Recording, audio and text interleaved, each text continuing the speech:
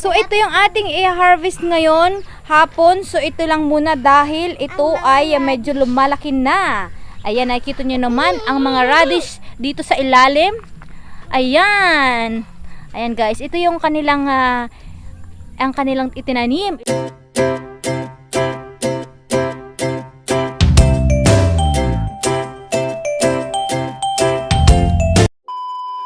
Hello guys, good afternoon.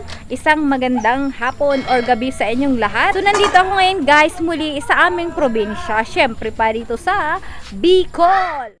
So ngayon guys, nandito ang ating gagamitin sa ating pag-harvest. At syempre meron tayong kiluhan. At meron tayong ano to? Ayan, dito natin guys ilalagay ang ating mga hinarvest. At syempre meron tayong pamputol, may kutsilyo. Ayan guys. So aabangan natin yan dahil ngayon ay magagabi na. Good po ini. Okay, let's start. Okay. Wow, my first time na mag-harvest ng radish in 38 years. And second, we don't know if we are doing this right. Pag-harvest. Wow. So good.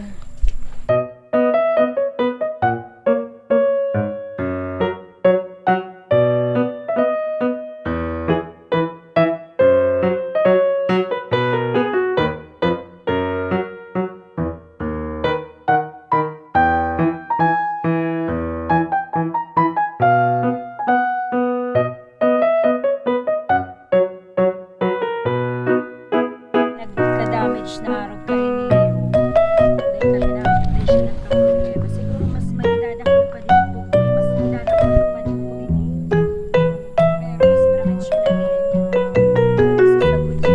Shine, your turn. Tadan! Wow! Sinong gusto maka-experience? Okay. Lagmi lang po dyan. Shine! This is very big. Okay. Para minalay naman din kabali sa pagtino sa contest for self-consumption na rin, for family consumption naman lang po. Para dahil man sobrang mavacate ang space. Okay. Another good harvest.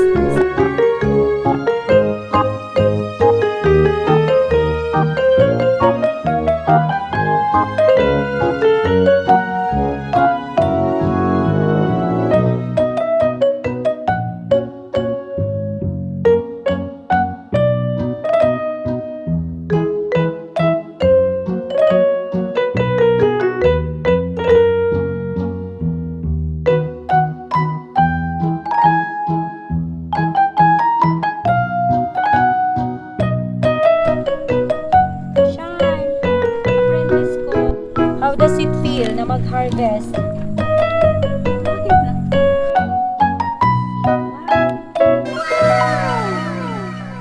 Siguro mas madakula pa po. Due date. O siya. Continue lang pag-harvest. Very timely na din. Ay, dakulaon siya. Wow. So good.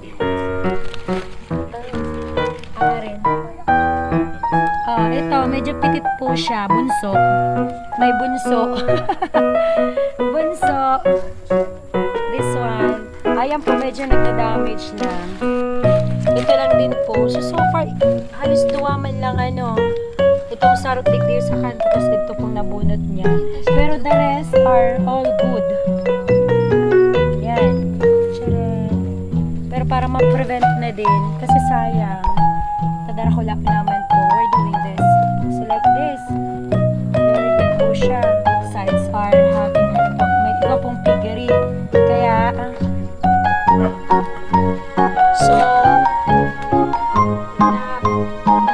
natuyo nagtiripon po si ganing manure. Kasi aram din ang benefit na so yun po ang mix me po sa soil. Wow, kadakol! Bawasan natin lang yan. Pwede man, mag-experience ko na. Wow! Okay. Ulit. This one, Wow. Nakaka-enjoy po. Salamat din sa pag-press. Wow. It's radish! Wow, salted radish.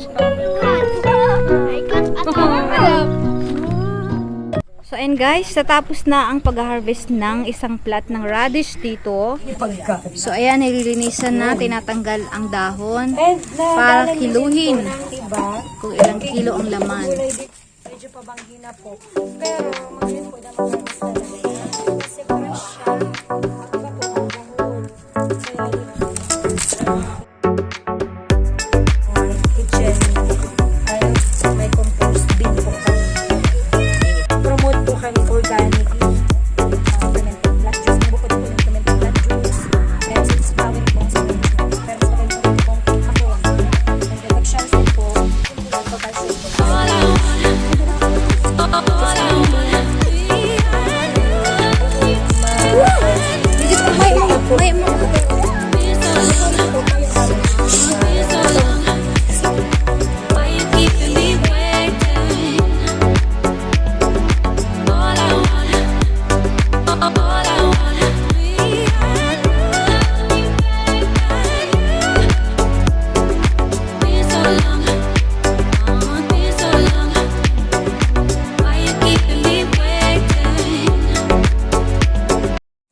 Ilang kilo? 4.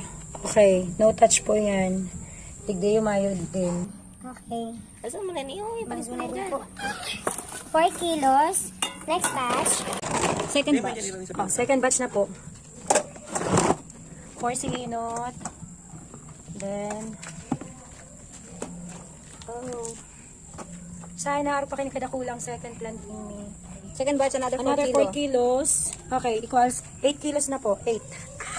8. Next. Next is 3/4 na ba? Naiman 3/4. Ay, ano yan? Hindi ko alam. Sobra ka ba nga? Alanganin sa 3/4. Ipahiling mo daw kung ano ba? 8 and ano yan? 8.7, gano'n na kaya? 8.5 sa half. 1/4 to 1 ha? Ha? 8.7 gano'n. 8.5 ka ba nga? 8.7. Ang 3/4 gano'n ka? Basta yan, picturean lang gano'n yan. Kulang sa 3/4 ano? Pero ang gurit yan, 8 and a half and pero ang gurit yan, tulo? Okay. Wait lang. So, umabot ng ilang kilo ang ano be? Ilang kilo? almost 9. Almost 9 kilos po yung lahat dito sa isang plat. 1/3 ang size po ng kanilang plat na tinaniman ng radish, at ito po yung kanilang na-harvest.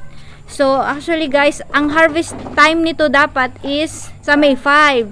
Pero mayroong nakita sila na nag-uumpisa na damage, kaya early harvest to. Pero kita nyo naman guys, 'di ba? May mga talaga namang matataba, at ito mahaba at matataba ang radish na kanilang na-harvest ngayong gabi.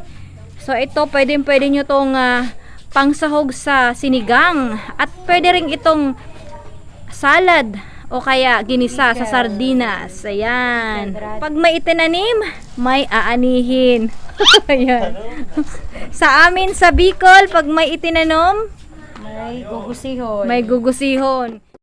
So ayan guys, tapos na ang ating pag-harvest, at talaga namang nakaka-excite. Kahit ako guys, nanonood lang ako. So na-experience ko yung last part na ng pag-harvest doon sa dulo ng plat. Talagang nakaka-excite. Lalo na kung ikaw yung nagtanim. Pagtatanim guys, hindi lang yan dapat basta magtanim. Namang pag-aalaga, at syempre nanonood sila ng YouTube para lang magkaroon ng idea, kaalaman kung paano magtanim. Dito sa probinsya, syempre, lalo na pag meron kayong mga space sa harap o sa likod ng bahay, so magandang magtanim. Lalo na ngayong panahon na to, umuulan-ulan, umaaraw-araw. So yung Pilipinas natin ay tropical, kaya kahit anong tanim dito sa atin sa Pilipinas ay tutubo. Susunod guys, aabangan ulit natin ang kanilang second planting o second part guys. So ito ay first part. So sayang din naman kasi mataba ang lupa. So, susunod ulit, tataniman nila ulit ng radish. So, titingnan natin kung gaano ba talaga kalalaki ulit ang kanilang aanihin. Dahil ito guys ay early harvest, kumbaga. Itong kanilang i-harvest talagang for family consumption, diba? So, hindi ka na bibili. At syempre, makikihingi tayo guys. Dahil wala tayong space doon sa amin. So, syempre, dito tayo. Kaya ako nandito guys. Hindi lang para mag-vlog, kundi para makahingi tayo ng pang-ulam. O, diba? May libreng ulam ka na, may vlog ka pa. Kaya ano pa?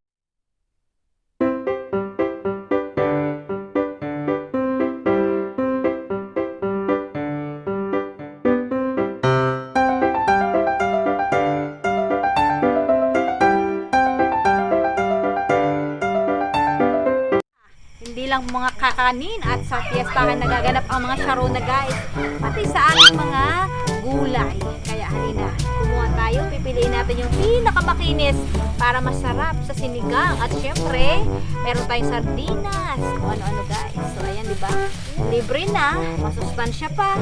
Kaya sa mga vlogger dyan, umuwi kayo ng probinsya, mag-vlog kayo ng mga content na ganito. Pag uwi nyo, may ulam na. Dadagdag na po sa vlog. Ayan. Sino dyan mag-promote ng kanilang mga harvest? Tawagin nyo ako guys. At syempre, libre lang pag-uwi. Sold na yan. Ipo-promote ko guys ng bonggang-bongga ang inyong mga tanim. Kung sino man dyan na merong mga hardin, pupuntahan yan sigurado. Mga katanim. Ayan. Okay ba? Okay? Thank you so much for watching. And don't forget to like, share, and subscribe sa aking channel. And please click the notification bell for you to be notified on my next video. Welcome to Argos Lisyu Jardin de Uma. Shout out nga pala sa ating LGU ng Minalabak, ang Municipal Agriculture Office. at syempre, dahil sa inyo, binigyan nyo ng pagkakataon ng ating mga kababayan dito sa Minalabak, lalong-lalo ng aking kapatid at kanyang pamilya, kung paano ba talaga ang tamang pagtatanim or matuto. Maraming salamat po sa inyo sa LGU ng Minalabak. Dito lang yan sa aming lugar, sa Bicol. Kaya naman, thank you so much. God bless po sa inyong lahat. Pagpatuloy lang po ang ating mga magagandang proyekto para sa ating kaunlaran ng Minalabak. Bye! Magtanong, dahil magpagutom. Diskarte lang yan.